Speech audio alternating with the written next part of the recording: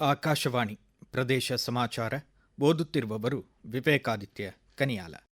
ಬಳ್ಳಾರಿ ಜಿಲ್ಲೆ ಸಿರುಗುಪ್ಪ ತಾಲೂಕು ಬಾಗೇವಾಡಿ ಗ್ರಾಮದಲ್ಲಿ 24 ಲಕ್ಷ ರೂಪಾಯಿ ವೆಚ್ಚದಲ್ಲಿ ಡಿಜಿಟಲ್ ಸ್ಪರ್ಶದೊಂದಿಗೆ ಮೇಲ್ದರ್ಜೆಗೇರಿಸಲಾದ ಗ್ರಂಥಾಲಯ ಅರಿವು ಕೇಂದ್ರಕ್ಕೆ ಕೇಂದ್ರ ಹಣಕಾಸು ಖಾತೆ ಸಚಿವರಾದ ನಿರ್ಮಲಾ ಸೀತಾರಾಮನ್ ಭೇಟಿ ನೀಡಿ ಮೆಚ್ಚುಗೆ ವ್ಯಕ್ತಪಡಿಸಿದರು.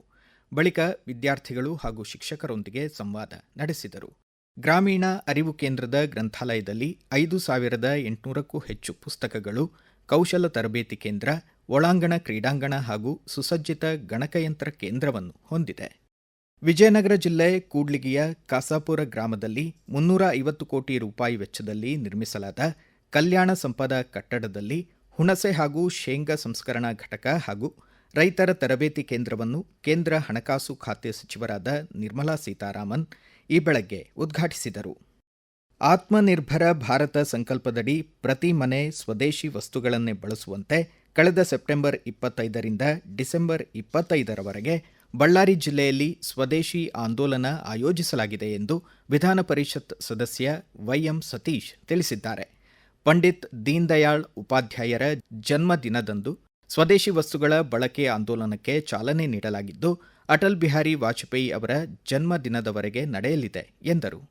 ಉತ್ತಮ ಆಹಾರ ಎಲ್ಲರಿಗೂ ಒದಗುವಂತಾಗಲು ಸಾವಯವ ಕೃಷಿ ಪದ್ಧತಿಗೆ ಆದ್ಯತೆ ಹಾಗೂ ಉತ್ತೇಜನ ನೀಡಬೇಕು.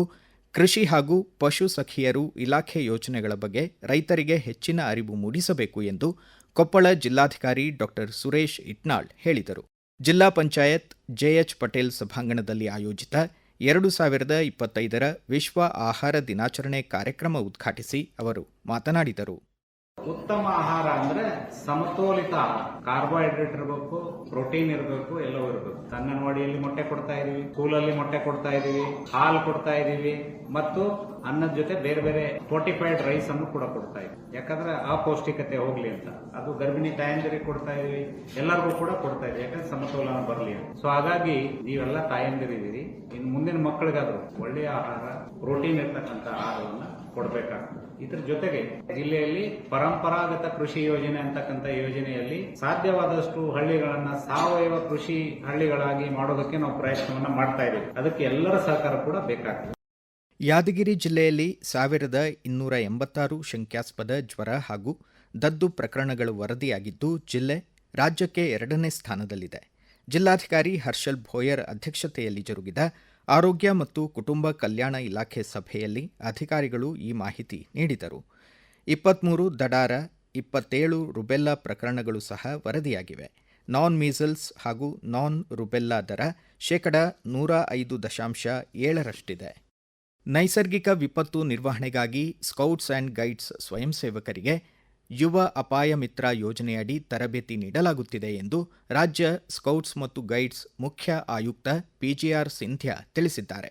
ಬೆಂಗಳೂರು ಗ್ರಾಮಾಂತರ ಜಿಲ್ಲೆ ದೊಡ್ಡಬಳ್ಳಾಪುರದ ಆನಿಬಸೆಂಟ್ ಪಾರ್ಕ್ನಲ್ಲಿ ಭಾರತ್ ಸ್ಕೌಟ್ಸ್ ಆ್ಯಂಡ್ ಗೈಡ್ಸ್ ವತಿಯಿಂದ ಆಯೋಜಿಸಿದ್ದ ವಿಪತ್ತು ನಿರ್ವಹಣಾ ಶಿಬಿರದಲ್ಲಿ ಭಾಗವಹಿಸಿ ಮಾತನಾಡಿದರು.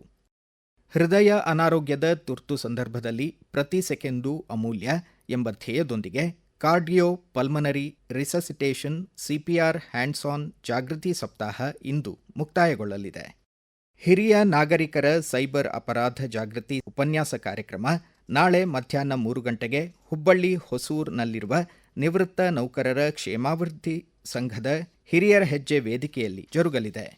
ಬೆಂಗಳೂರು ರಾಷ್ಟ್ರೀಯ ಮಾನಸಿಕ ಆರೋಗ್ಯ ಮತ್ತು ನರ ವಿಜ್ಞಾನಗಳ ಸಂಸ್ಥೆ ನಿಮಾನ್ಸ್ ಸಭಾಂಗಣದಲ್ಲಿ ಇಂದಿನಿಂದ 2 ದಿನಗಳ ಮೆಂಟಲ್ ಹೆಲ್ತ್ ಸಂತೆ 4.0 ಕಾರ್ಯಕ್ರಮ ಆಯೋಜಿತವಾಗಿದೆ. ಮಾನಸಿಕ ಆರೋಗ್ಯಕ್ಕೆ ಸಂಬಂಧಿಸಿದಂತೆ ವಿಶೇಷ ಧ್ವನಿ ಸುರುಳಿ ಹಾಗೂ ಶಿಕ್ಷಣ, ಸಾಮುದಾಯಿಕ ಮಾಹಿತಿ ಕೈಪಿಡಿ ಬಿಡುಗಡೆಯಾಗಲಿದೆ. ಧಾರವಾಡ ಆಕಾಶವಾಣಿ ಕೇಂದ್ರದ ಪರಿಸರದಲ್ಲಿ micro finish valves private limited ಸಂಸ್ಥೆಯ ಸಿಎಸ್ಆರ್ ಅನುದಾನದ ಅಡಿ ಹುಬ್ಬಳ್ಳಿಯ ವಸುಂಧರಾ ಫೌಂಡೇಶನ್ ಮೂಲಕ ಪಶ್ಚಿಮ ಘಟ್ಟದ ಅಪರೂಪದ ಗಿಡಗಳನ್ನು ನೆಟ್ಟು ಸಿದ್ಧಪಡಿಸಲಾದ ಮಿಯಾವಾಕಿ ಅರಣ್ಯದ ಉದ್ಘಾಟನೆ ಇಂದು ನೆರವೇರಿತು. ಇಲ್ಲಿಗೆ ಪ್ರದೇಶ ಸಮಾಚಾರ ಮುಕ್ತಾಯವಾಯಿತು.